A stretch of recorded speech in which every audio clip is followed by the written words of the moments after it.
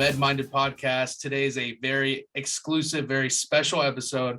We have a good friend of mine, Bobby Wheeler, aka Truly Bobby. He is a confidence coach. I brought him on here because I thought we should do a new segment, something that I think everybody can learn something from, because I know this podcast is mainly about education. So I want to bring that to you guys from somebody just like you and I, somebody that anybody could use as a confidence coach. And a lot of this information, I believe, is going to help all of us, myself, Bobby. So, Bobby, go ahead and introduce yourself. I think I've already done that a lot. So go for it, man. How's it going, guys? I am a confidence coach. My name is Bobby Wheeler. I am about an hour south of Houston, Texas, if that really matters. In this digital age, we do a lot of Zoom communications, networking, things like that. Yes, we do. Background in restaurant management. So for almost a decade, I was managing restaurants, working in restaurants. Got a lot of leadership and development, but learned very early on that the leaders were lacking a lot of confidence to teach those certain things, to lead really big groups of people or even smaller groups of people and get them all to a same goal. A lot of that inner work, a lot of the dealing with a lot of your trauma, things like that, started coming up in a lot of the people that I was leading. And I realized that there was a disconnect there. And that's in every single person's life. So that's what I work through with a lot of my clients. I'm a confidence coach. I also have a very big marketing background. So that's Awesome. where me and Marcel kind of see the same things from a social media standpoint. So I teach a lot of confidence in camera and confidence on going live on Instagram for business owners or Facebook or whatever it may be for that specific person. So confidence is my jam. If you talk to me, I'm going to give you some advice. Yeah, funny story about that. I think the first time I ever went live on anything was whenever y'all had a challenge. It was like, introduce yourself on a Facebook Live. That was the first time I had ever done anything of that nature whatsoever. But here I am now, constantly doing podcasts, putting myself out there, and it's really something that you never truly understand, or you don't think it's that scary. But I'll tell you what, even being in front of a camera, just by myself recording something, it is so nerve-wracking. I can't count how many takes on that first podcast that I did for M.E.D, the kind of prequel. I can't count how many takes I actually had. I have a lot of bloopers. I would love to share those. But unfortunately, it's just way too embarrassing. It's so bad. I'll definitely end up sharing something. But yeah, just interesting story. That was the first time I ever did anything on camera. Yeah, confidence is a skill. Like, it is a skill that's innate. It's almost like the same. I liken it to as a child. Like, you eventually are going to learn how to walk if you're physically capable. And it's a skill kind of similar to that. No one really has to teach you confidence. It starts happening naturally, but then over time, you have to develop that skill to be useful for you. So that's kind of what I like in confidence too. And it's the same thing, like going live is a skill, and it's a skill that you have to just start, be really bad at it, and then perfect over time. Yeah, man, everyone starts somewhere. In my understanding and my belief is, if you don't try, then you'll never know. It's the same phrase as you miss 100% of the shots you don't take. But in this case, if you don't try it, you definitely will never know if you're good at it, or if you can do it, or if you have the confidence to do it. And I think that's very interesting that you're a confidence coach, right? So what exactly does that entail? What does that mean? So confidence, coaching on confidence specifically for me is getting a really, really good, honest, vulnerable self-diagnosis. So you see where you're at now, rate yourself from like a 1 to 10. And I go through this with my clients of like where they feel like they're standing at in their finances and their like health and their wealth and their family, their relationships, things like that. And being completely honest with where you're at without judgment. So I don't judge them, they don't judge themselves. Those are some of my rules, the environment that I create there.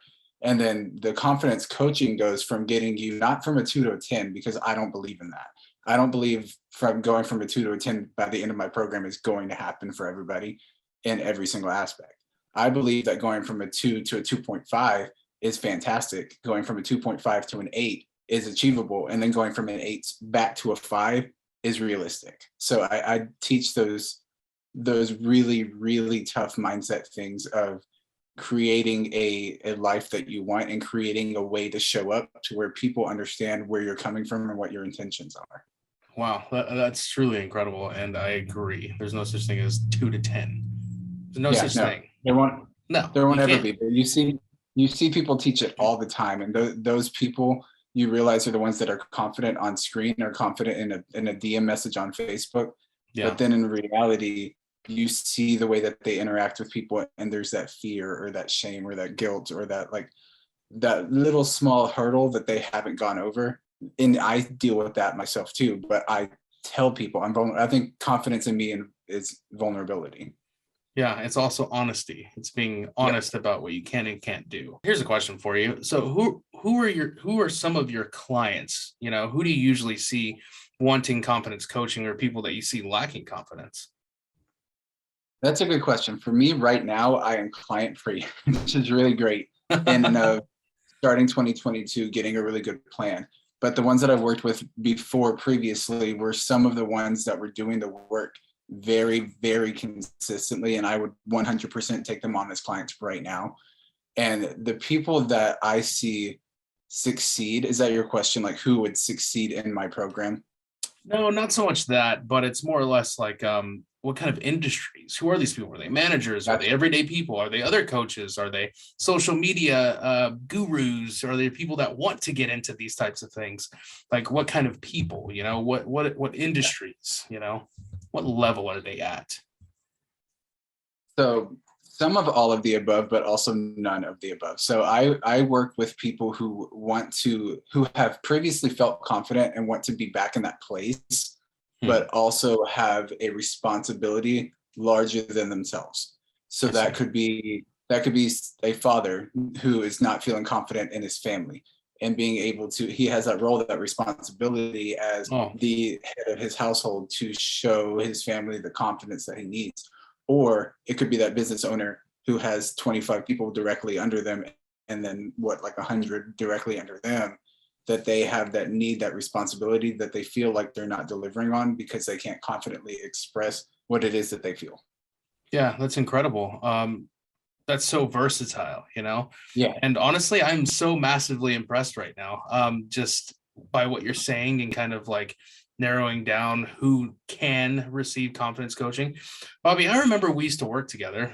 Nobody, I don't think anybody knows this unless the people worked with us, but my very first job was at Chick-fil-A, and that's where I met Bobby.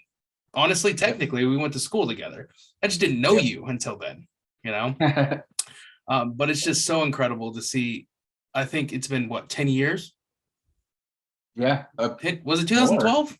Oh no. Yeah, I guess it was It was because I 2012. started. Yeah. So Yeah, almost a decade. almost a decade. And here we are circling back, and you're now coaching people. And you know what's funny about that Incredible. is I attribute so much of my success to what I learned from the leadership of Chick-fil-A. And Really. the I will say being it in landed me a few jobs. So, yeah, being in that specific industry, starting because that was my first job too, was wow. starting in the food industry Yeah. and getting into a leadership position and realizing I was being held back by a little bit of that and reaching for my dreams. So I attribute a lot of my success to knowing what I'm capable of, but that foundational like training, leadership training, because I was leading leadership and development coordinator, I guess is what they would want to call me. Okay. Um, some of that at Chick-fil-A, teaching and implementing those things, that's where I saw that spark, is like I need to be a leader, someone in leadership. So I started, going to college for secondary education. I wanted to be a teacher, and then I wanted to be a theater teacher. And then I realized that's not my goal. That's being a teacher is not my actual goal. Being I someone who see. teaches is different. And that's where I step into coaching. And I'm Okay. able to actually utilize some of those, like I said, those foundational things that I learned back then. So that's, it's funny that you bring that up because it is 100% part of the reason why I am where I am now. I definitely wanted to bring that up because it's like I said, it's incredible how a decade can change people so much. Yeah. 10 years ago, I was sitting in the parking lot after hours, maybe doing illegal activities or not, but it just goes to show how much somebody can grow, and 10 years is not that long of a time period, so needless to say, everybody has time to change, grow, completely do a 180 and change the outcome of their lives, whether that's in confidence, business, being a father, doing anything that you really want to do. If you put your mind to it, you absolutely can do it. You are not late. You're early to the game just merely by wanting to change, right? That first step, and I've said this before, the first step to changing your situation is realization of your situation. The second step is understanding your purpose, through and through. So it's just never too late. 10 years, look what it's done to us. You're now a coach, you're a respectable young man, you're a father. Yeah, incredible. I'm not one of those yet. I'm waiting on that one, but man, it's crazy. It's a wild ride, and I'm so glad that you're here on the podcast, doing this interview with me. I think it's massively important that you stay connected and reconnect with those people in your circle that are doing good things, because if you show me who you hang around with, I can show you your future. Plain and simple. So I'm massively thankful for you for you being here. I'm humbled, and I'm definitely wanting to get more into exactly what you've been doing all this time. Right. I know you say you're a confidence coach now, but tell me about your business. I see it on Facebook. It's called Truly Bobby. So tell me, what is that? Let me start about, I would say June, maybe even actually May of 2020. That's when I kind of got this idea. And wow, recently. Truly Bobby has changed over time. So it hasn't been this whole, I want to preface this with the whole 10-year gap is not a lot of time. It's also, it doesn't have to take 10 years for you to start making that decision. Absolutely. So don't think, oh, these people are exactly where I want to be. It's going to take me 10 years. It took me 10 years because that's the pace that I took. Yeah. So with Truly Bobby, I started out I left my restaurant job with basically no notice, and I had no backup plan. So I was like, I need to start a business. So what am I going to do? Well, I love seeing people change from one career to the other because of my background that I talked about earlier, how I felt like I had passions and skill sets that weren't being utilized. So I started Truly Bobby as actually a career coaching business. And it has transitioned throughout it's basically transitioned throughout what I was focusing on. But all in all, what I have been teaching every single client along the way, whether it have been confidence coaching, career clarity coaching, social media coaching, I have been teaching on the integral things of how to make yourself show up and feel good in that moment. And so that's where I'm leaning this year into 2022. I've got a whole rebrand that's working in the background that you guys will see eventually. And interesting. Yes, it's huge. And I'm leaning into that confidence coaching probably 150%, and I won't back out. I will not back down from this. So confidence coaching is where I'm at. And that journey of starting Truly Bobby has been, you found your purpose. Names. It's been different. Yes. And it's, if you look up on Google, if you look up purpose wheels, I'm sure that if you haven't seen it, you should. It's basically where the things that you're passionate about, the things that you can make money with, the things that you're good at, the things that you hate doing, you need to look at all of those things. And in the center is your purpose. And finding that, a lot of people have found it, but they don't act upon it. It's the action, the implementation of knowing what you are good at and what you can make into your living, your legacy, as some of my leaders in management have said, what's your legacy going to be? Yeah. And that's where that deep inner work that I do is, and that's what I coach on too, is what do you want your life to be about? If you read your obituary, if you could sit back and read what somebody said about you, what do you want those things to be? And then you have to act on it. You can't just have it in your head. I want people to say that I'm a great dad. Okay, so how do I do that?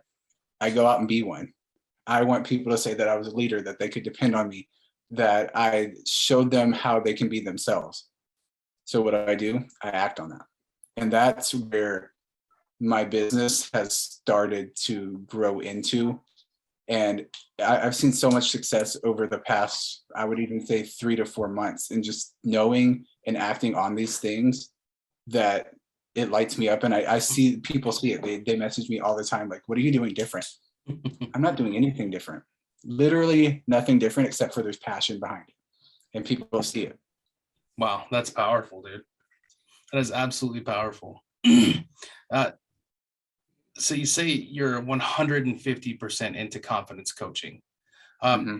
So it's awesome that you said all this stuff, because I believe there's a lot of people out there that wonder, I'm in a position, I need to do something about it. Like you said, you walked out of your job without notice and you said, hey, I need to start a business. I need to make money. I need to figure something out, right? Because I have a family and the only way they're going to get fed is if I do something about it, right? And I know there's a lot of people out there that may put themselves or are in the same position. So what kind of advice can you give to those folks out there, in that time of need when they're looking to do something? What was your first step? What made it click? And how did you gain the desire or the drive to just go for it, go for something like that? I mean, and I imagine you've been successful since you're doing it 150% now. Yeah, I would say that I'm leaning into 150%. I would say about 80% there. Because I do that intentionally, because I'm so ADHD and ADD that I have a million ideas that I try to implement. And I need to be not strategic, but very, very intentional with the way that I make my business, because I want to scale. And I know that. And a lot of people don't see it. But my personal story is I quit my job, no notice, basically had no plan. I don't advise that for anybody, because there's a lot of stress behind that.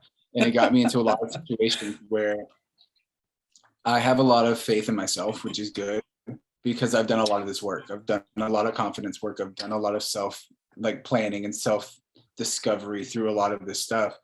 But a lot of people that I see aren't in the position mentally that I was in when I took that step. And so my first initial step is just to sit back and analyze, but have a strategy. So if you're starting business, you can work a business 2 hours a week and still make it profitable. It's just in your head, you have to commit, but you don't want to commit to 100% if you can only give 2. But you don't want to commit, like I said, I'm not committing to 150% because I don't have that. I have about 80. I have 80% that I can give to this right now, because I'm not quite ready to start making these big asks. So I have big dreams, big goals, a whole 10, 5-year plan, but I'm implementing on the 2-month plan right now. So it's big. It's a lot of strategy. It's a lot of overwhelm, but when you have that confidence to back it up, and the confidence a lot of times is in yourself first, and then in your business or your family or whatever is high on that priority list. But you have to have the confidence before you start implementing confidence in something else. Yeah, I like how you said, I'm working on on month 2. All right. I think that's really important for people to hear, is because you may have lofty goals, you may have dreams and desires, you have this awesome business you want to create. I know a few people currently that are in that same situation. They have this awesome idea and I believe in them without a doubt, but they want to move too fast, and you can't do that, right? You have to take it step by step. And you're right, you have to have a plan, especially if you're going to have a business, whether that's in lifestyle or business. You can kind of decide. You don't always need a plan for lifestyle changes. You can change anything at any time. But it is vastly important to have a plan in business, because if you don't, you're going to end up missing a lot of steps that will ultimately, realistically, if I launched a business, I didn't have all the steps and the kind of foundation implemented, it's going to make me look at it and I'm going to see those missing bricks in the wall. And then you may or may not, you may get a little down on yourself, but that's also okay. And that's okay. But if you have that plan, you do have more confidence in what you're doing. You're massively more likely to succeed if you do have that foundation, you know. But I do want to say definitely, something about a plan though. So the big thing about me and having a plan is I have planned a million things, and I see entrepreneurs every single day have so many of these plans and they write them down, but yeah, you have to be detached from the outcome of that plan.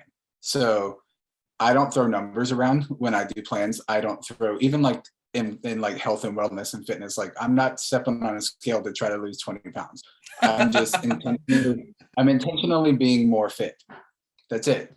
The yeah, end result might be those 20 pounds being lost, but I try to not negotiate those things to where I feel like I fail. So you have to be able like be ready to like make this list out, write a list, and then be ready to throw it start away, over. man. Just throw it out The completely. plan, be detached from the outcome and get back to the drawing block because it's going to happen in every single aspect of your life. Like some of the things that I've gone through with clients, really tough ones, like their environment is not conducive to help them be creative. Like one of them was a writer, and their environment wasn't conducive for them writing. And they're like, I'm going to write 150 words per day at least. And I'm like that's an achievable goal. That's not very difficult. But for them, it was so difficult because they have 3 kids. They're trying to, get home from Wow. working a full-time job. They try to write and they can't because their kids are there and this and that. It was all about environment. And Yeah. so his plan of writing 150 words per day was a solid plan. He was not detached from the outcome. So it constantly feeling like a failure. Yeah. When changing your plan, making an intention to write daily, no numbers, no arbitrary number that you just throw out there, write daily. Then your environment starts to, and a lot of changes were happening, moving, the writing to the front of the house rather than the back of the house, like things like that. Yeah. Like I want to intentionally drink more water. So what do? I put my water glass down on the counter before I go to bed so that in the morning it's right there ready for me to get water. Same thing, changing your environment is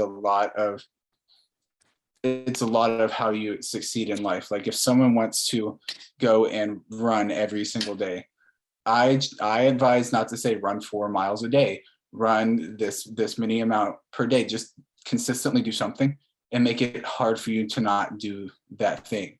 So for me, when I Yeah. was focusing on running or walking every day, it was right outside my bedroom door before I went to bed, and I closed my bedroom door. I put my shoes, my like gym shorts, a shirt right in front of there. So when I open the door, I step on them and trip over it in the morning. So now I'm like, okay, let me put them on That's and let me hilarious. go. So it's intentional things like that that really help you get that confidence of, oh my gosh, I am doing this every single day, or I'm doing this as much as I'd like to.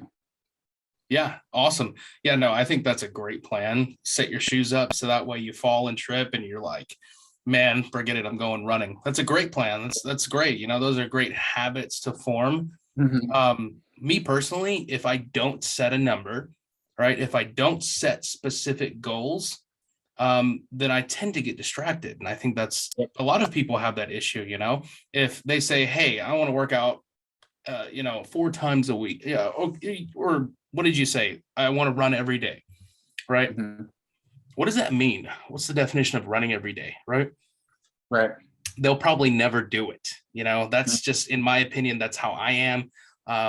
Whenever I set strict guidelines for myself, I tend to do better. I tend to actually do it. Um, it's just a mentality thing, I guess. I'm more optimistic that I will get those things done, right?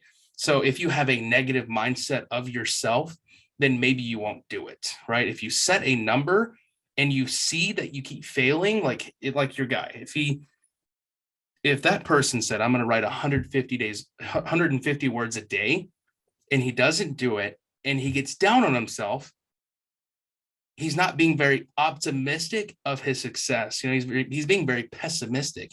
And I believe that's Mhm. something that he can also work on, is Yep. understanding that just because you didn't do it that day, you have to have a little bit of kindness for yourself in order to move forward.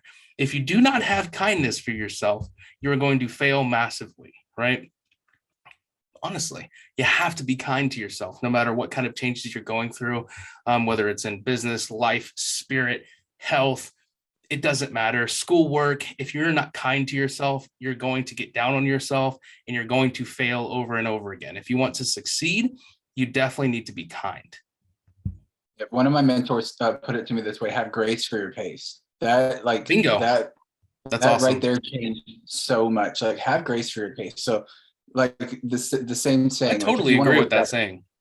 If you want to work out 4 times a week, tell yourself, like, okay, I'm gonna, like my 2-month plan. This is kind of where it stems from. Tell myself, if you want to work out 4 times a week, then how much in 2 weeks are you going to work out? You might miss one every other week. You might miss 2 or 3. Give yourself grace for that number and tell yourself, instead of I want to work out 4 times this week, give yourself maybe, instead, like over a month, give yourself 11 workouts. That's almost 4 weeks, but it's not quite. So give yourself that grace, that opportunity to skip an entire week. If you've done so consistently over the first 3 weeks that you work out 4 times a week for 3 weeks, that's already 12 workouts. You've already surpassed your limit of 11. So you can either not do it that last week or work out once or twice and feel good about it, instead of hounding yourself for the 4 times every week. So I think those small goals of, say, 4 times a week, those small, tiny goals that seem very, very big in the moment, 4 times a week, every week for the rest of my life, is basically what you're trying to commit to. Give yourself a little bit of grace and spread it over a little bit of time and subtract some of those numbers from it to make it more obtainable and not as scary. Yeah, absolutely. And these are all great words of wisdom for anyone out there that's making a change in their lives. For anyone that's looking to make a change, that feels that business, that entrepreneur spirit, just kind of calling at them. I think it's a beautiful thing, and I think you should do it. I'm telling you right now, this is the Med-Minded podcast. Just do it. Have grace for your pace, be kind, have humility, and understand that we all fail. But when you pick yourself back up, that's what separates you from the rest. Simple as that, But Bobby, so besides all of this stuff, confidence coaching and all that, do you remember a time when we were on the Clubhouse, all those rooms? Do you remember all that stuff? So ridiculously 100%. Enough, I think it definitely prepared me for what I'm doing today.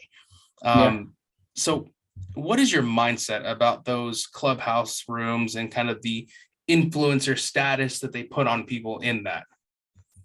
That's one of the reasons, like, I'm getting back into Clubhouse now just as like a leisurely kind of thing. But that's one of the reasons, is that facade that people put up, it's more or less, it's become an excuse from what I'm seeing on Clubhouse. Now, it's easier than, going on Facebook or Instagram and showing video content. It's so much easier to just show your voice, but it's also easier to hide behind the fact that no one can see that you're sitting there, the emotions, all of the, the different things that you just get from a one-on-one conversation.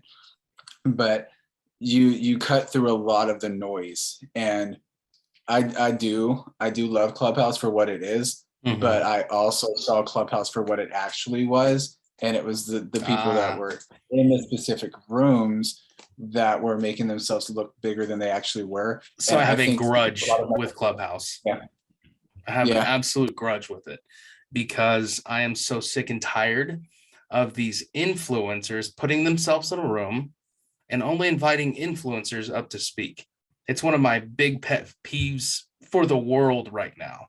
And that's actually why I started all these podcasts and doing my NF Talk Tuesdays, as well as the Med-Minded podcast, was because I was kind of tired of seeing the big guys get so much gratification for what they're doing in their rooms, being an influencer with a check mark.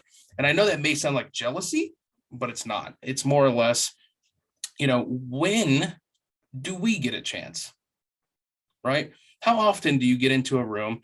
Do you get into a Facebook group? Do you get into a Twitter space or anything like that? How many times do you get into one of those things? You have something so important to say, but yet you're never going to be able to say it. How many times, I can't count how many times. I can't count how many times I've met people that have mind-blowing information for people to hear. I can't remember the last time I saw Bobby Wheeler on the top of one of those Clubhouse spaces with 3,000 people in it, speaking these words of wisdom. Seriously, never. Okay. And so that's my grudge with it. I really want to create an environment, a podcast, a Twitter space that is very inclusive of the people that feel like they have something to say. I feel like that's a huge trend that's happening right now, is just kind of being inclusive.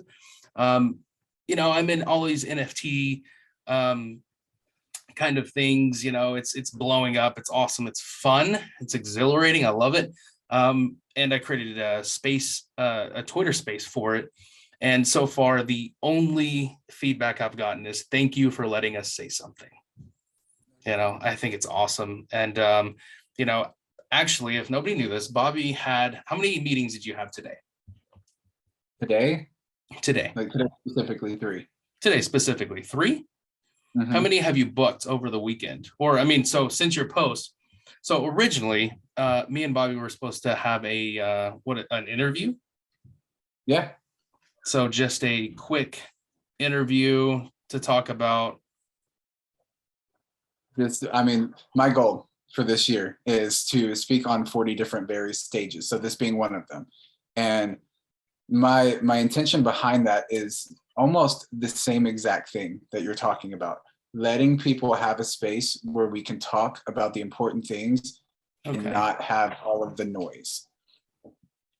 Okay, so he was supposed to do one of those with me, but I said, I called him out and I said, we're recording a podcast, Yep. And I think that's something that I have to do to you, because you are the one who put me in a position to do my first live. And so is this your first podcast kind of recording / you're going to be on YouTube, just letting you know? You're good. That's fine. As of 2022, this is the very first recorded conversation that I've had. Fantastic. Well, now everyone's going to get to hear what you have to say. And I hope that somebody hears this, comments something below, and says, thank you for that. And I know it will happen, because people lose sight of, like I said, there's so many influencers that have so much information. They never truly get it from people like you or I. Yep. It's like we're chopped beef in the world of influencers, mega CMOs and executives, and all these people that call themselves, masters or perfection in marketing, business, life, health, whatever it may be. I think we all have something to say. I think we all have, opinions that matter. But yeah, I'm so grateful that you are here, because you do have a platform to speak on.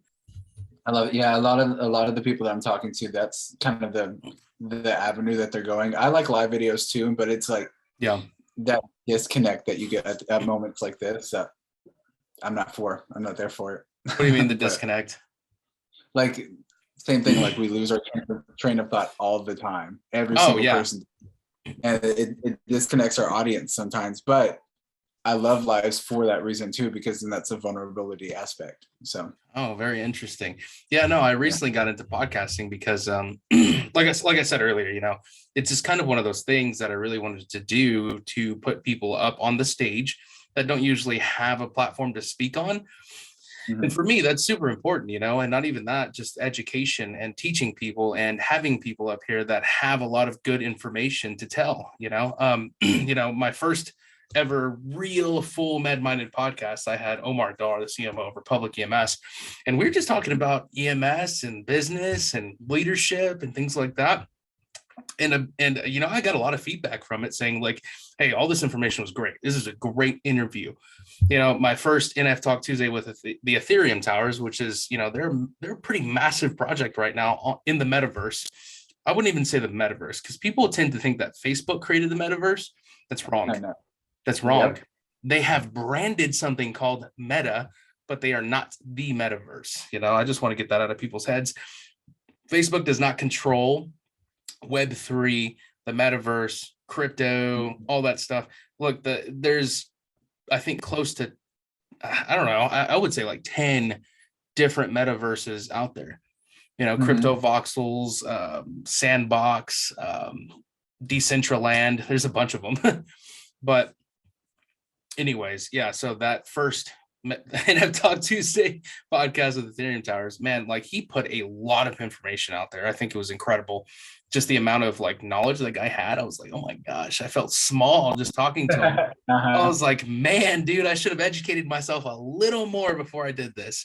But it turned out super awesome. It turned out really well. But yeah, I love podcasting. I love putting people on the stage. It's one of my favorite things to do now. Realistically, my main goal at the beginning of this was to put out 2 podcasts, or actually one med-minded episode a month, but 1 episode of NF Talk Tuesday weekly. Yeah. That's just my goals, because right now I'm really heavily, I guess, submerged in the NFT land, you know what I mean? It's fantastic if you've never been into it or anything. But yeah, this has been a huge push for me personally, for like personal branding, education, just the things that I think are important in life. You're a competence coach. I think that's super important for people to hear from you and to kind of get to gauge how anybody can do something that impacts somebody. Yep. Right. I don't think any one of us is just completely skillless. Everyone has a skill. It's whether or not they've used it or have found it yet. I think one of my big things in life is one of my massive understandings in life. This is something I totally understand. I accept it. And this is my thought process on things. Whenever you learn something, it becomes knowledge. And once you obtain that knowledge and you start to utilize it and make it your own, and you start to teach that, it becomes wisdom. And then those wisdoms become yours, right? So if I'm not learning something every single day, I feel like I am not growing. I will not be as wise as I want to be. And the only way to become wise is to teach. So if I learn something, absolutely, I'm going to tell somebody else. I am a fan of that. I'm not a fan of people who keep things inside, who don't tell people, who keep their secrets to themselves. You know what I mean? Even though there are no secrets in life, everything's attainable. We have probably one of the largest. So we have the world's knowledge in our hands at all times. For most people, it's all day long. And that's the cell phone, the internet, social media.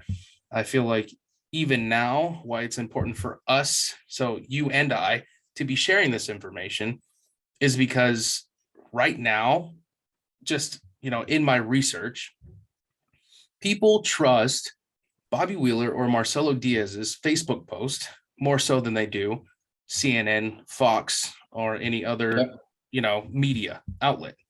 It's funny how that works. People are very social creatures. And I believe that, if we're not putting out the good information, that's why we aren't putting out good information. That's the issue. Not a lot of people are. And so that's why we're in such a huge. So imagine this. We have a cell phone with all the world's knowledge in our hands at all times, but yet we're the most disinformed or misinformed society ever. Like, come on, like there's nothing but misinformation out there, disinformation, whatever you want to say. I don't know which way is right or wrong, but you're good. It's all bad information. And it's hilarious to see it because anybody can pick up their phone and research it themselves, but they don't want to. They want to learn it or see it on Facebook or Twitter or on somebody's Snapchat. It's like gossip. Knowledge right now is like gossip. News is gossip. It's incredible to see that happen. Don't you think? And the thing about knowledge too is like having a skill set and knowing what you're speaking about. And like you said, being able to teach that only comes from some external factor or internal factor, depending on who you are, of amplifying that to 100. So knowing something and being able to teach something are 2 completely different things. And the knowledge, and like you said, the wisdom and being able to showcase what you know with full 100% authenticity and confidence in it is what like you said, the news outlets and things like that, they can't. But the individuals who are posting on Facebook, like you said, they will 100% believe my post over something they see on CNN because they know of what the conviction that I have behind what I'm speaking about. Yeah. And that's the issue, I think. There are some really good actors out there. There's some good players in the world, like you or I.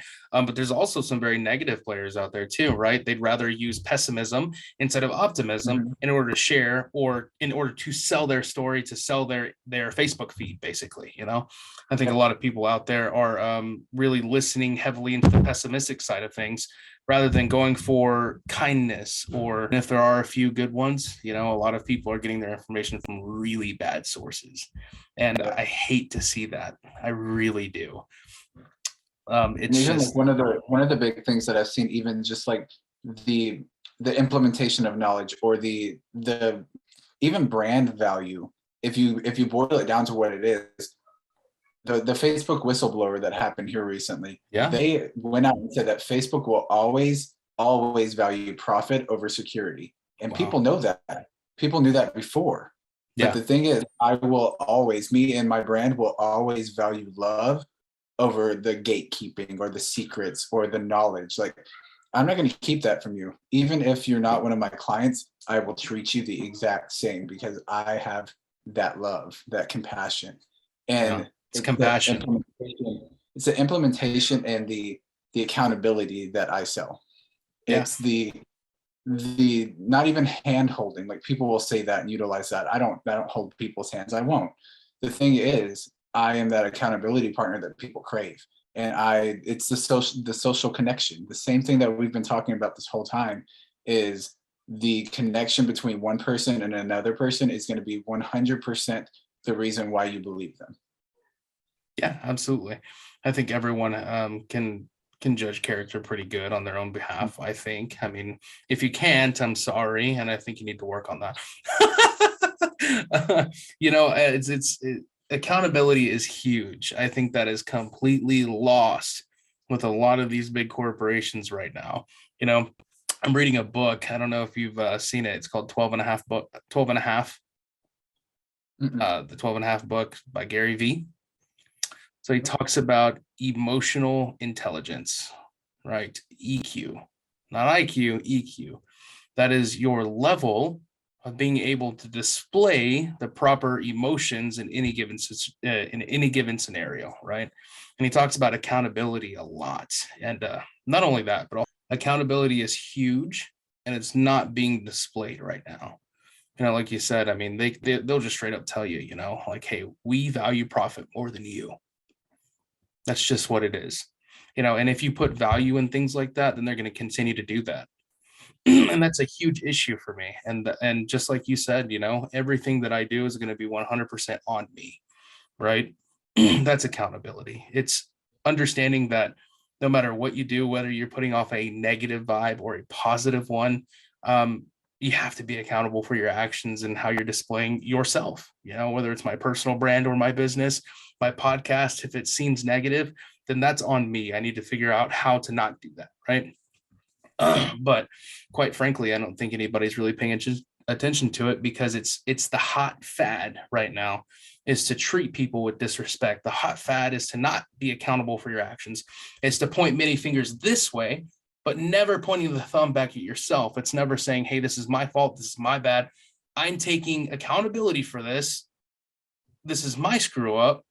Let me fix it. I'm not seeing a lot of that. And actually, I do believe that the more that we can put these characteristics, these 12 and a half, right? And the reason it's a half, it's because it's, it's a trait that you're still working on, right? So say if I'm perfectly awesome with empathy and accountability, optimism, candor, kindness itself, if I'm really good at all those things, but I'm really bad with something else, like, I don't know, throw a random characteristic at me. Love. What? Love. Love Love, is the love. If I half love somebody, you know what I mean? uh-huh. That's my half, right? I still have to work on it, right? It's something you're Right. constantly working on.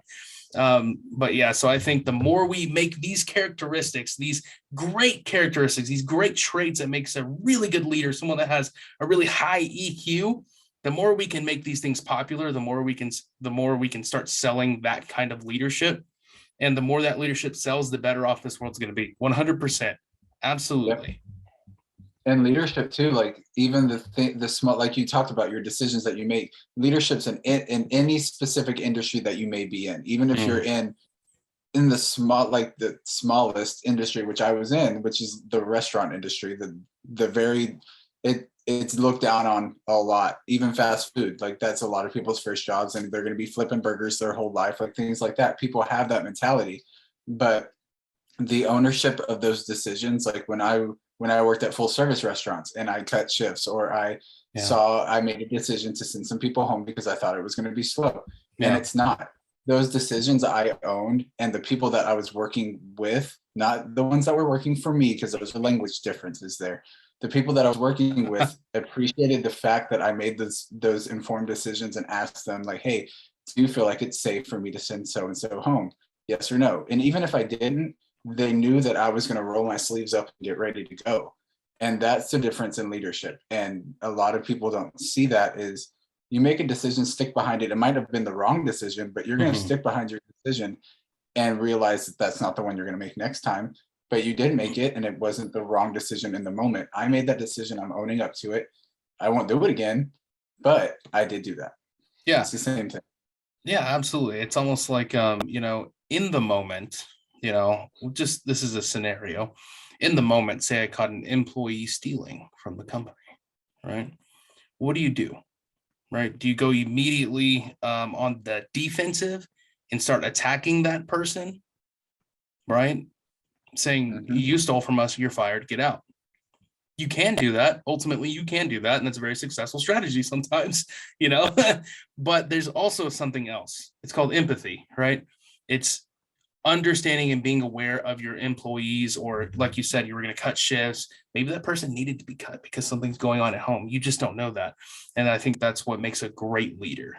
That's what makes a great leader a step above a good leader. You know what I mean? Is being able to Yep. understand people's situations, not always go on the offensive or the defensive, but being able to understand and obviously teach in that moment as well. Yep. It's okay to ask somebody what's going on. Mm-hmm. It is. It's definitely okay to be vulnerable even as a leader, and to not always show machismo, right? To not always be so macho and big and bad, like I'm the leader, I'm the boss, like you're fired. I don't think that's a Mm-hmm. good way to run any company, any business, any lifestyle at all. If you're, if you want to be a great husband, it's not always great to turn around and instantly attack if your other half doesn't do something you like, right? Mm-hmm. You know, we all know this. It's okay to be like, what's going on? Like, is there Mm-hmm. something I should know? And There's a that's couple of points that I bring out with that too. It's not even asking a person the difference in language. I studied a lot of language. The difference in asking someone how are you doing to how are you feeling, game changer. Like yeah, you ask someone how are you doing? Oh, I'm good. How are you feeling? yeah, yeah. Fake Oh, answers. I don't feel good. And the same thing with even in marriage. Like instead of like you said, being on the defensive and being like, hey, we're not doing this right now, or being on the defensive of you did something wrong or what's going on. It's Yeah, you and your spouse, or you and the person against the problem, not you against your spouse. You're not fighting yeah, each other. You and your spouse are fighting the problem together, holding hands the entire time. Neither one of you caused that, and if you did, there's a little bit of gray area there, and a lot of things. Like if I was supposed to put the trash out on the curb and I didn't, and the trash is there and now it's full, that's something I did, but me and my wife are going to talk about it, and the fact is that I just forgot, and it won't happen next time because I won't forget. That's it. Me, her, problem, gone, done. Yeah, that's an excellent way to handle things, and I think you can do that with any scenario, any situation. Um, Always attacking the problem, not so much the person. That Yeah. changes things 100%. I totally agree with that. I couldn't have said it better myself. And I think that is the practice of empathy. It is. It is. It's not attacking that person. It's attacking what's happening with that person. You know. But yeah, I think all these things are great.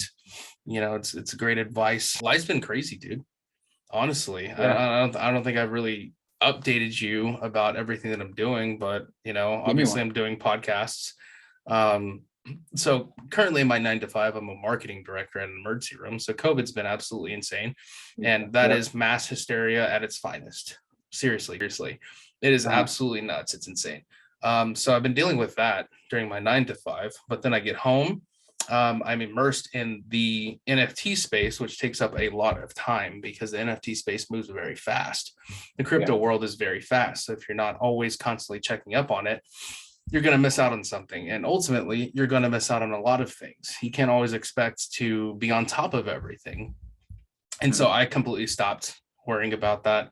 I stopped kind of trying to be so on top of all these things.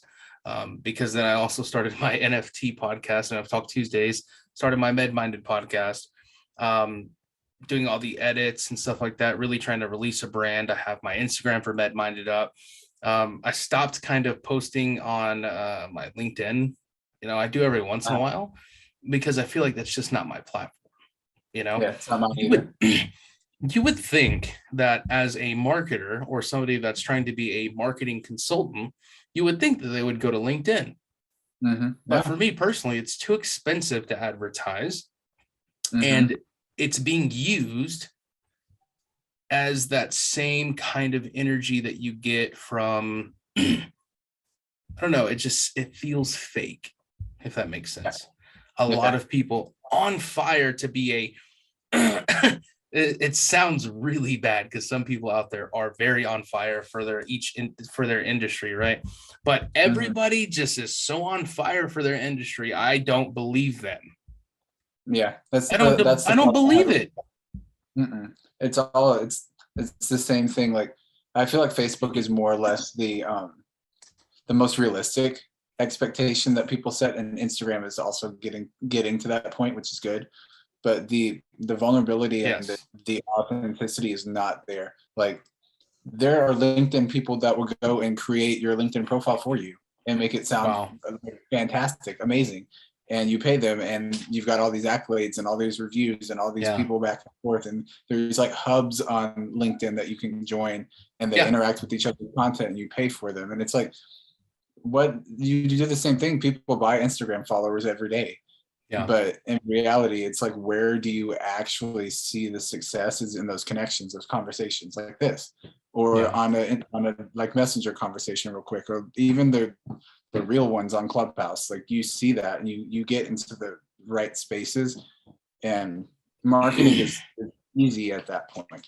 Yeah, I just think it's so funny that I was just like, man, LinkedIn is like not where I want to be because a lot of these people are just so on fire for their industry. I don't believe it, therefore nobody else is gonna believe me. Yeah. Hmm. Simple as that. I hate that it's that way. There's some Hmm. great industry things on there. There's some great information on there. There's people that are very true to themselves on there, but everyone's just trying to be an influencer and a I don't even know what to call it, man, at this point. It's they're just trying to be the Like an CEO of yeah. whatever the heck they're doing at the time. Right. It's Hmm. like that's not the case at all. We shouldn't be looking to be the best at a single job or a single position. That does not make who you are. And quite frankly, that's Hmm. what LinkedIn's doing. It's creating identity through your job. And I don't Yep. think personally that we should be finding our identity through our job. We should find it through our No. passions, through what we believe in, and through what we constantly are working on. That's your identity. It's what do you care so much about that you've decided to create something because of it. For me, it's marketing. I create podcasts because I love talking to people. I love extraordinary conversations. I created a marketing consultancy because I love marketing. It's so funny. I had an interview the other day, and the interviewer asked me, why marketing? Such an interesting question that I literally laughed. I laughed and I said, I believe that I was specifically designed and built for growth, to do this. It is what I do best. This is what I love. A lot of people can say that in an interview. A lot of people can say that on LinkedIn, but not a lot of people actually live that lifestyle, right? They're not actually 100% all in. And like you said, sure, you can't be 100% all in, but this is literally who I am. So yes, 100% all in, because it is what makes up my molecular structure within my body. This is the thing that I love to do. And so marketing is such a great industry because I'm still in marketing. I always will be in marketing, but marketing is such a great industry because every single thing is marketing. Everything you do, everything you see, every single thing. Not that it can be, it is. You've seen me drink water 4 or 5, 6 times during this. That's marketing. I drink water. That this could have been a soda in that Yeti cup that you have. I know that you buy Yeti products, the Adidas hat that you have. Sponsored by Yeti. That's something that you value. So, and it's marketing. They spend a lot of money just to make sure that they are a well-known brand. And people will spend a lot of money to make sure that people know that they value that brand. You know what's so funny about what you're saying? I think people are understanding the importance of marketing, or they're starting to, because before, marketing is just that position that you can cut if you're in a deficit. That's how it's always been. It's like the art programs in school. You can cut them because they're, it's of no use, right? But no, marketing, and actually, technically, if you're in marketing, there's a lot of artistry to it as well. So it's funny how that correlates, right? But I think people are starting to see that marketing is a legitimate industry. It's a legitimate thing that you have to do. You have to spend money on it. Everything you do, like you said, is marketing. Sales it touches on marketing. Dude, there's a lot. There's a lot. People ask me what I do, and it is impossible to tell you the full, I cannot give you the full picture. It's impossible. Yeah. And the teacher that I am, I teach that everything is marketing, even in my 9 to 5. Like, you walk up to a door and there's trash right outside. That is marketing. The fact that that's there, that is letting the people know that's walking into your business that is okay for you. That's marketing.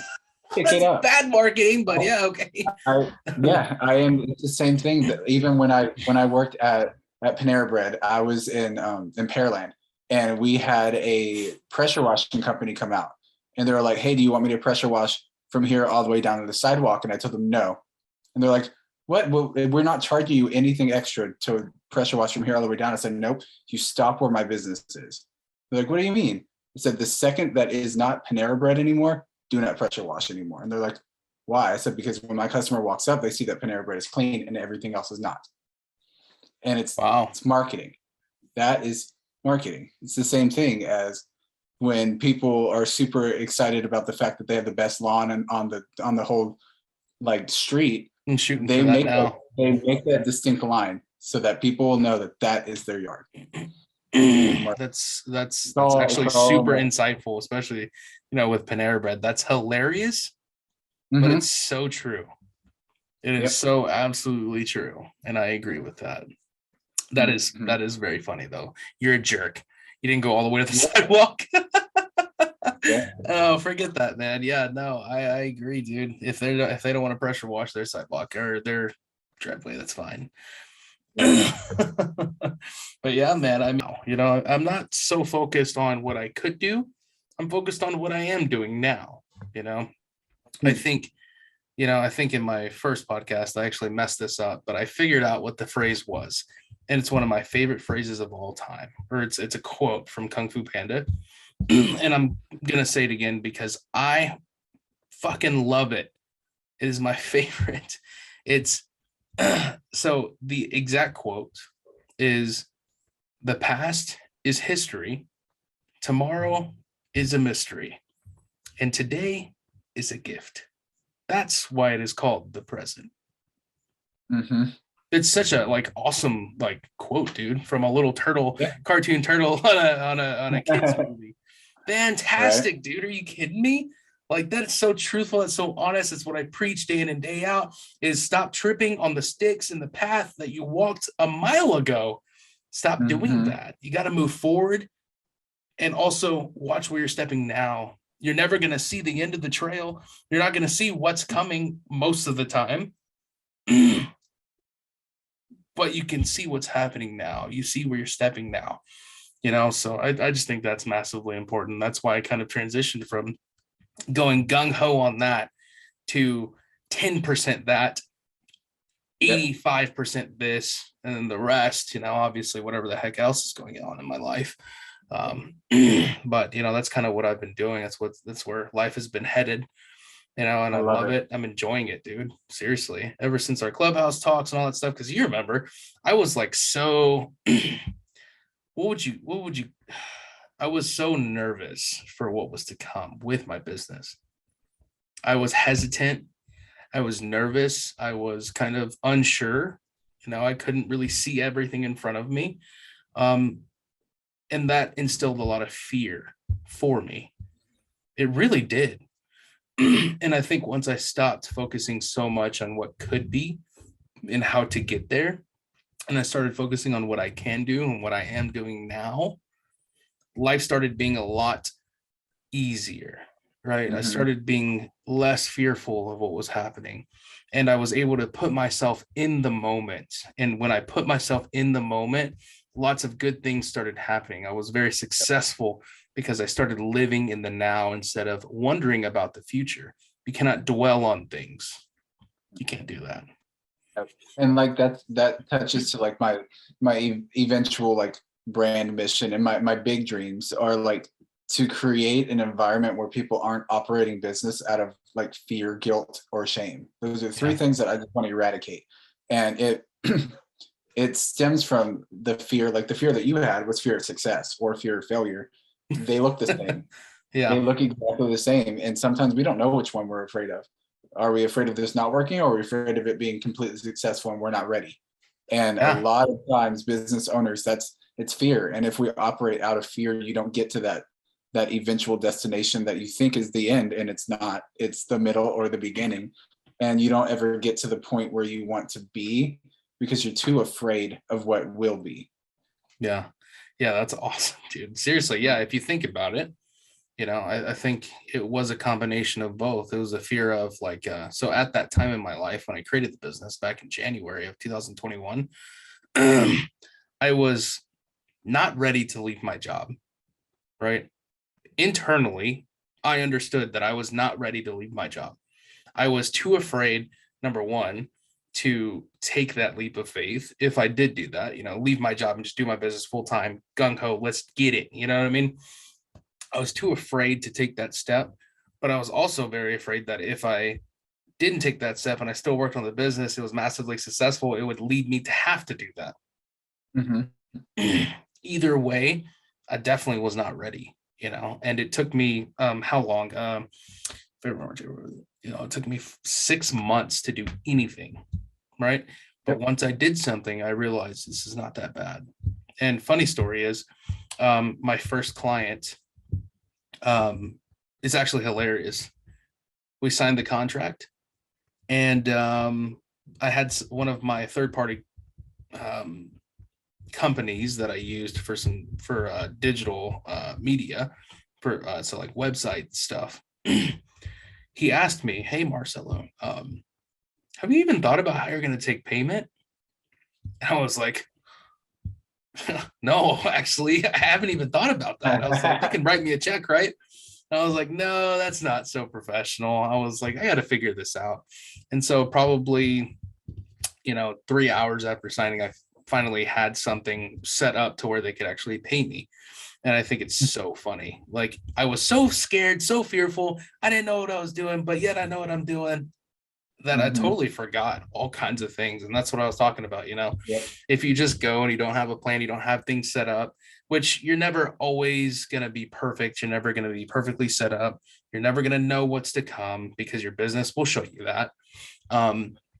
Then you're going to see those cracks and you're going to feel very embarrassed, especially when they're like, okay, where do we pay? And I'm like, give me 2 days. I got to work on this. That's not an answer you ever want to give somebody. It's like, hey, I haven't set up anything yet, so just give me a few. What's helped me in those moments, and I've had a lot of them, is ready. So the word ready is not a feeling. You don't feel ready. Okay, I feel ready to make this decision. No, ready is the decision. And then you act in accordance to that decision that you made. Okay, I'm ready. I'm ready to start taking clients like I'm ready. And then they came and you're like, oh, okay. Now I have to act in accordance to that decision of being ready because now I don't have the payment processor ready and set up and all of that. It happens. And changing that mindset to where now, like when I look back on that, I originally would be like, okay, I wasn't ready. I was not ready for that. I was ready. I just didn't do the things to make myself ready after I chose to actually start this. So it's like, I didn't act too quickly. Yep. It's hard. Like detaching from outcomes has been one of the biggest things that it's so difficult. It is so difficult, but it allows you the freedom to move in those spaces and not get anxious, not get nervous, not worry about what if it's yes or no. Like I've done that a million times, and I'm still in my 9 to 5, operating out of that. They fire me tomorrow, I'm fine. They promote me tomorrow, I'm fine. Yeah. Like it's so difficult to get into that space, but that's where I don't operate out of fear, guilt, shame. Yeah. And some of that is fear. Some of that would be guilt. If they terminated me, do I feel guilty about not working as hard? Yeah. Am I shameful that I got fired from my position? Probably. Sure, yeah. But I don't operate out of that. It might be a side effect to some of that. Those feelings come up and I acknowledge them, dismiss it. And it's so overwhelming to think about things like that in that aspect. It's difficult. But when you start doing that work and detaching yourself from outcomes, it changes your life. Interesting. I'm definitely going to have to start thinking about that because like I said, whenever big things happen, I get anxiety about them because thinking about them either makes me excited or I want it to be here now, right? So I guess, it's interesting. I did a culture index not too long ago. Do you know what the culture index is? Like of a company? No, culture index is like a test, one of those things that gives you the like, hey, you're the campaigner or you're the motivator or whatever it may be, right? So it's like one of those things, but it's a very legitimate like executive selection system. It's called the culture index, right? And a lot of companies use this. I've had a little bit of feedback from some other folks saying like, yeah, my company harps on that pretty heavily and stuff, but I was what's called the trailblazer. So basically what that means is I mean, in a very, very, very generalized, summary, the trailblazer is very driven and determined, but they have no patience, right? So they wanted success and they want it yesterday. Yep. Right. So you can see kind of why, or I understand now to the extent that I do, why I have that anxiety is because I'm very impatient with these things. I'm impatient with, getting the podcast done. I'm impatient with, being as successful as I can be now. I'm very driven to get there. I have very lofty goals. I want to make sure that everything is done the way it needs to be. I want to make sure that the edits are flawless. You get what I'm saying? I want to make sure that my social media is good. I want to make sure that, I am doing my job to the fullest extent, but I want it to be done now. And that's a very, and I can see that in myself. Absolutely. I can see. I resonated with that probably like 2 years ago. And not that it's wrong because it's completely it's just a personality thing. I think so many personalities. Yeah. There's so many people that have that personality that are wildly successful in what they want. Yeah. But I realized that was holding me back. Like for me, that I had to let go. That's why I have the mindset that I have now, is because that was what was holding me back. But for some people, that is what propels them forward. So I'm not saying to Yes. with that thought process, because it might work for you. And it Yeah. probably, if you feel the way that you feel right now, it probably will work for you. Yeah. But for me, I was like, I have to change the way that I think, because this isn't working. It can destroy somebody, Yeah. if you are constantly impatient with yourself, it can absolutely destroy somebody's drive. You may be the most driven person in the world, but you have no patience. Some people absolutely crumble to their own impatience for themselves. Mhm. And I think that's where I'm different. I'm kind of outside of that box itself. I don't associate with that, because I think that being impatient with myself causes or forces me to continue moving forward, right? Like I said, if I'm not learning something every single day, I'm not growing. I don't enjoy being stagnant. I don't like sitting around and doing nothing. After my 9 to 5, I come home and I do something, which means NFTs, podcasts, editing, social media. There's something that's taking up my time. I don't know if that's a bad thing, but I don't really associate that drive with burnout. Yeah. You get what I'm saying? A lot Yeah. of people will take that impatience and that drive and directly associate it with burnout. They Mhm. completely burn themselves out to where they can't do it anymore. Right? Yep. You can't do that. And that's where I'm different. I'm not here to burn myself out. I'm here to take up my time because it's what my personality demands from me. That's just my energy level. Different people have different energy levels. That's okay. Some people can go hard all day, all night, and never sleep and be totally okay and be wildly successful. Some people like me, I can't do that. I understand that. I gotta hit the sheets at some point. I gotta eat at some point. If I don't eat, man, I'm getting real pissy. You know what I Yeah. mean? Yep. So, but yeah, I mean that's I get it. I see why I'm impatient, but I also enjoy being impatient. It's a very nasty thing to say. It Mhm. sounded kind of dark, but No. I love being impatient. It makes Mhm. me who I am. There you So go. Yeah, and it's it stems from emotional intelligence, like you talked about. Like it's big. You know who you are. You know what excites you. You know the way that you work. yeah, Amplify it. That's all you got to do. And that's where I was in the same position, acting the same way, yeah. thinking that that was the way that my brain worked. And when I amplified it, I failed. And Wow.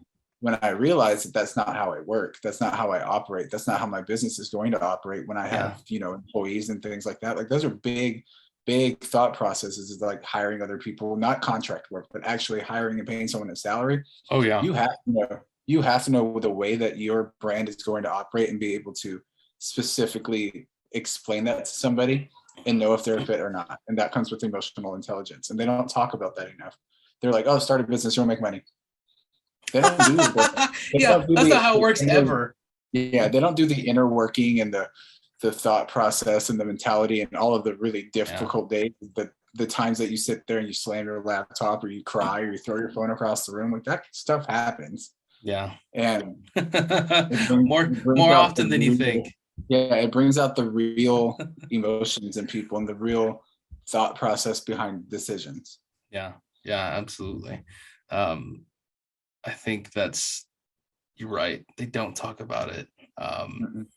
But at the same time, I think, I mean, especially for myself, I don't know about you or anyone else. Um, my life has kind of placed me on this trajectory. It's prepared me for these things. I'm gonna back way up because I'm gonna tell you why I think that. I think I placed myself on that trajectory actually, because I remember being jobless. I was living in San Antonio, or I'm still in San Antonio, but it was like my second year here or something like that. How college apartments work is they actually kick you out for the summer and then they tell you can re-sign a lease or whatever, right? But you have to leave, right? Don't ask me why, but I had to go live with a cousin here in San Antonio and I was jobless and I was just fed up with it. And I was like, I don't know what I'm going to do right now. And so I think that day, maybe not even that day, it was probably before that, but I knew personally that for me, life was like an analogy. And the analogy is I have a bag, kind of like a carpenter, right? A carpenter, whenever he goes to do a job, he brings most of his tools, whether they're in his pocket, in his bag, or in his truck. Why? Because you never know what you're going to end up needing in that moment or on that job. And so for me, my life was constantly acquiring the tools that I needed to have in my bag, in my truck, in my hands, so that way, if anybody asked me if I had that tool, if anybody asked me if I could do something, I'd tell them, you bet you I can, right? I can. And so my whole entire life, every job that I had, every decision I made, going to be a door-to-door salesman, doing pest control, selling vapes at a kiosk, doing publication, doing public writing and speaking and things like that.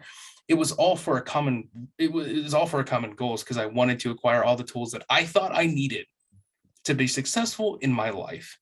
And I mean, that's kind of what I've always done.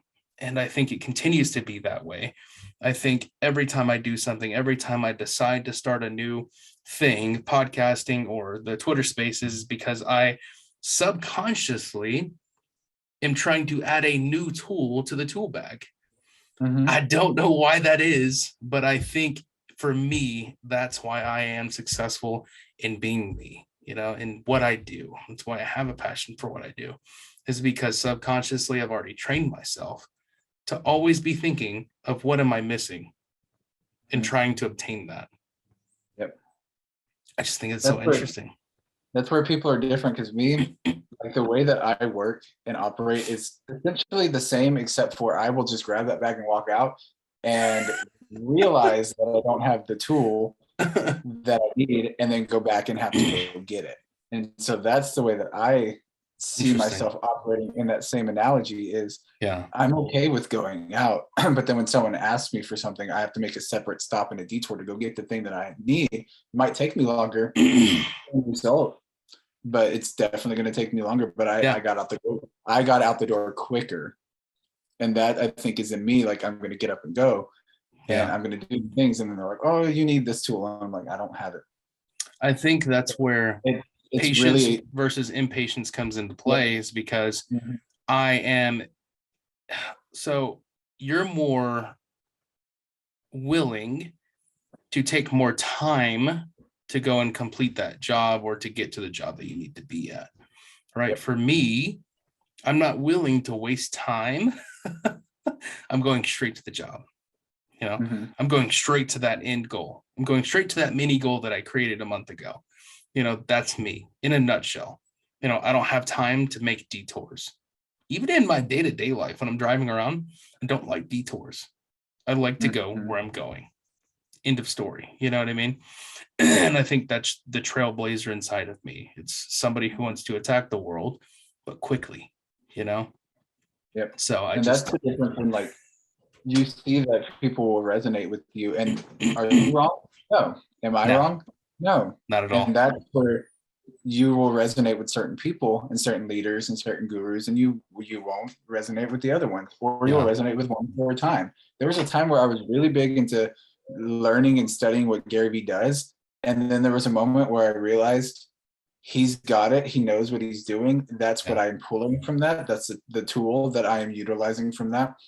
And I was realizing I was wasting a lot of my time trying to study a lot of the stuff, is because I already had all of that in me, and I didn't need that anymore. I just got off a call with somebody right before you that was trying to pitch me the service that they sell that I could teach. I wasted an hour of my time sitting here listening and basically like thinking I was getting on a connection call with somebody just to talk about business and get to know each other, to collaborate. And it turned into a full-on sales call for something I didn't need. And it made me feel so good to be able to, at the end of it, be like, thank you for that, but I don't need this, and I could teach it. I if you need a collaborator, a partner, or someone to train and teach on these things, I'm your man. But thank you for that. And it's But the that's intelligence. also that's also a little disrespectful, you know. You're just trying to I make a know. connection call, and he was like, "I'm going to utilize this to make a sales pitch." But like I said, hey, he's going to miss the shots he doesn't take. So kudos to him for Yeah. even having Yeah. the tenacity to do that. You know what I mean? Mhm. And sometimes you have to, drop the pride a little bit and say, you know what, that was a well-informed pitch. I loved it. It was fantastic. It'll probably work on somebody. Yeah. But No, at this it will. time, yeah, yeah. But I think whenever that kind of thing happens to you, and this is just my personal advice, and this goes for anyone out there, is display some you got to display that kind candor, like you say, you can't follow Gary Vee, but it's true. Whenever somebody does Yeah. something, you drop your pride, have a little humility. And, that's actually the reason why when somebody knocks on my door and they're selling solar panels or a water softener or any security service, I answer the door and I let them go because I was once there. And I can understand where they're coming from because it's their job. That's what they do. It's what puts food on the table for them. And I love hearing sales pitches Mhm. because I mean, hey, these are tough people that are knocking at your door. These are tough people, and they have a lot of tenacity to be able to knock on your door, slide in your DMs, schedule that little connection call, and instead pitch you. They've got a lot of Weibos doing that, my friend. And I loved seeing that. That's the kind of person I am, and I love to just encourage those people. And when they come by, they knock on my door, they say, man, solar panels, blah, blah, blah. And I ask them a lot of questions because I want to really test their skills, and for me personally, whenever I did door to door, pest control, I was devastated. It was the worst experience of my life. I actually made a voice memo that in the voice memo, it was me talking, saying, I've lost all hope in humanity, basically, right? I thought people just totally lost the experience of a conversation. They've lost how to accept somebody and just have a quick chat about something. I understand I'm giving you a sales pitch, but you can be nice about it, And sure, you don't have to be. That's why, like I said earlier, pessimism can take you very far, and so can optimism and being nice, right? But that's why I love hearing those sales pitches, because I never personally want one of those kids, because most of the time they're young, they're young and they're just in a job because that's what they found. And I never want that kid to make the same voice memo that I did. Yep. Claiming that humanity lost something, because usually I'm a very positive person that believes 100% in humanity. But that moment in my life, I lost that. I don't want that kid to lose it. He's too young. He has too much ahead of him. He's going to be wildly successful, being that tenacious, being able to knock on my door and answer my questions, because I'm hard on those guys. I'm super hard on those sales reps because it's so fun and I love it, dude. That's just my spill about that. I love those people because they have a hard job to do.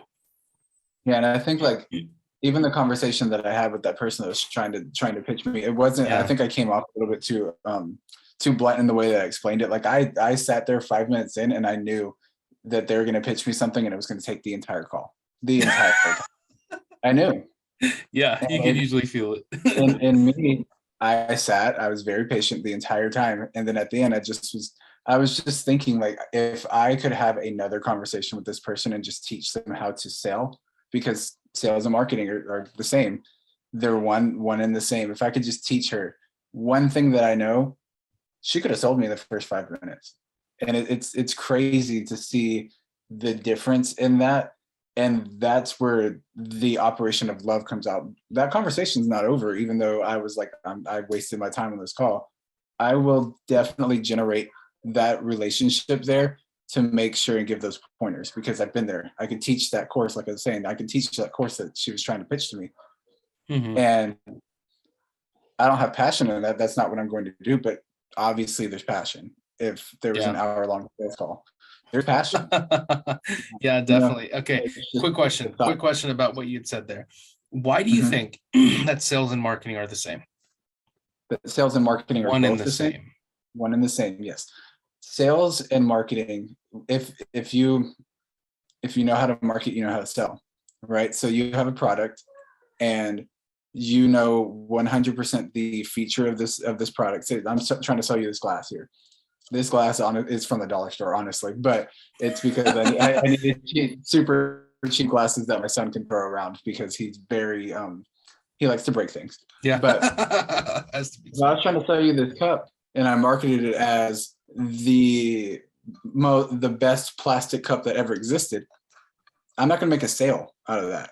If I market this cup as this was 25 cents and you need a cup that your son can't break, there's a sale Yeah. right there because that is what I needed in that moment. And sales, the strategy behind sales and marketing, I think that's where it comes from. The strategy behind sales and the strategy behind marketing are very similar that they might as well be the same. Yeah, very similar, but I think they are two separate entities. I think sales, for me personally, I can't do sales. I can't. I am not a salesperson. I'm not going to sell products. You know, I think they're completely different. I am Okay. honest and upfront about the fact that I cannot sell, right? So sales includes like closing and understanding how to get over objections and things like that. Sometimes, we get caught up on those words and we can't really actually navigate objections with people. I think it's pretty difficult for me personally, but marketing, branding is more of a widespread. So think of it this way: sales are your Marines on the ground, right? Marketing are these bombers, right? So they're the long shot bombers, man. They're in the air and they're coming in with some Hail Marys, dude, and they're going to land. They're going to make sure that the Marines are covered from afar. You know what I mean? So I am not on the ground. Sometimes we are, as marketers, we tend to be there, tend to get our hands dirty. We're there, we're public speaking, we're talking to the community, stuff like that. Sure, that's fine. But I'm not selling them anything. I'm just selling them the idea of something, right? So I'm mentally placing myself within their mind, or verbally, physically, whatever. I'm placing the idea of myself, the idea of my company, my brand. I'm placing the idea there so it's there for them, right? The salesman is going to take that idea and make sure that they swallow it. Gotcha. I'm not the person that's ever going to force feed anybody, but I will put it there for you. You know what I mean? That's my belief in sales marketing. I mean, it's so different. Yeah, I think in another analogy, I think maybe I misrepresented what I was thinking. They are the skill set behind it is closely the same. The mindset behind it is closely the same. But another analogy is marketing is getting that bait on the hook. Sales is not only casting that hook, but reeling it in. So I think the overall sales and marketing is fishing in general. I think they're very synergistic, 100% synergistic.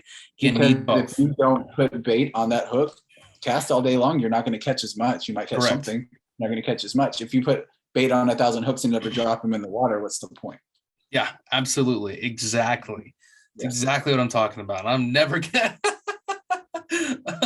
yeah, man. They are very synergistic. They work hand in hand. If you do not have one, then you're screwed. You gotta have both.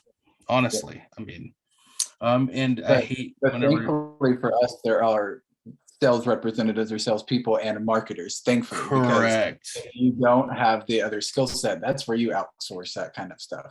And even if you do, and you don't have the time or the energy or whatever it may be, it's that the availability of both. And some people like myself, I understand both and I can do both. I'm a very good closer. If I get on a sales call with somebody and I know, well, first off, I get on qualified sales calls to begin with, but I know for a fact that I am going to be able to, at least at one point, maybe not at that moment, but at least at one point, be able to sell to that person or at least serve them, because that's where it comes from. But I think a lot of people get lost in that fear or that uncertainty, or it's not their skill set. Like you said, it's not your skill set.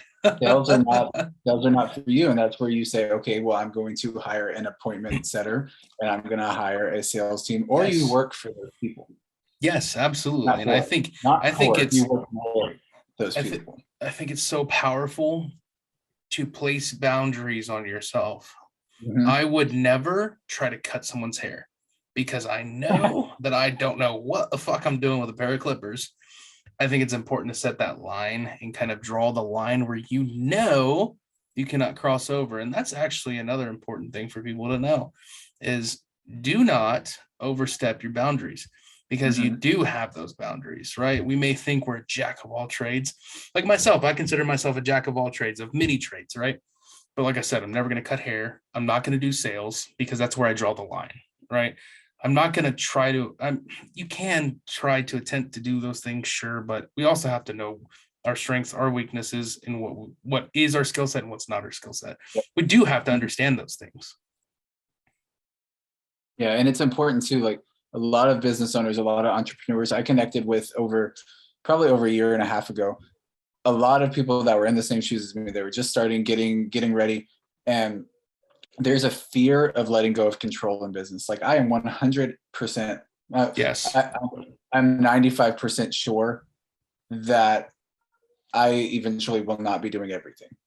Yeah. I I That's the have that hope. little bit of I feel like I can because that's the personality that I am. Yeah. But I know to be successful, I will have to hire somebody before I'm ready to hire them to train them to do it the way that I am to Yeah. build a brand business that's going to be successful, not only for me, but for the people that I serve even more so. Like I want customer service to be very good because coming from Chick-fil-A background, you learn that. Yeah. And that part of that something that's instilled in me, but it's letting go of that control, even if you don't need to, and arguably before you need to, so that you don't get in a point where you're hiring people before they're trained and needing them right now, Yeah. and they're not. It's the same thing from starting at the very beginning, and these people aren't trained in the way like you talked about earlier. They're not trained in the ways of the CEO doesn't know at the very beginning, and No. they're not. It's the gap that I want to bridge in business and just in general. Like, I most likely will have like 1,000 conversations this year and end up on 40, 41 like stages or what audience in front of audiences, but it's a I numbers hope game. so. I You know hope what I mean? so. Yeah, absolutely. Put So I'm yourself out prepared there for and the keep 1,000, going. but if I get on calls and it's like that one, I thought we were going to connect and I thought I was going to speak in front of her audience, and then she pitched me the whole time. Is that an automatic? I'm not going to speak in front of her audience? No, Yeah. it might be 6 months from now, but it's still going to be this year. And if I don't, it was It wasn't conversation meant to happened be. and I learned, you know what I mean? Yeah, definitely. That takes some real Mhm. tenacity. That's my Yeah. favorite word of this podcast is tenacity. If you leave here with something, I say have bold tenacity in 2022. This week, tomorrow. You know what I mean? Don't ever limit yourself to having to have it in a single year. Like Bobby said earlier, it shouldn't take you 10 years. It can take you 6 months. It can be an immediate change no matter what you want to do in your life. Always understand and respect. What was that phrase? Um, the pace. Give grace. Yeah, give grace to your Give pace. grace to your pace. Give grace to your pace. That's kidding. That's gonna be the hit song of the year. I'm telling you right now, folks. Give grace to your pace. But yeah, no, thank you so much for coming on the Med Minded podcast, man. I definitely appreciate it. I know there was like a lot of golden nuggets dropped within Yep. this time frame. I hope that everyone watching or listening in on this is getting excited for their future, getting excited for the changes that are coming in their life, because I think that's an important word. So there's two words actually that I want everybody to go dive deep into, really utilize, whether it's next week, tomorrow, next month, all year: tenacity and change. These two things I think are going to be very important this year. I'm claiming it now, and I'm seeing it in the future. These two things are going to be so massively important for not only myself, but you too, Bobby. I'm saying it now. You're going to have I like great that. Yep. tenacity going through these conversations in front of people. I I know that you're going to do your very best. But thank you so much for being here. It's been an awesome conversation, and that's all we can do here on the M.E.D Minded podcast. Thank you for having me too, because it is such an honor to be in front of not only you but your audience as well. Like it's conversations like these that matter. It's conversations that we have with other people and other people that are either similar or different. It doesn't Absolutely. really matter. The conversation has to happen, and it should. And it's unfortunate that we're not having them. And both of us, I think I speak for both of us when we're ready to have those conversations. Oh yeah, absolutely. The conversation is not dead.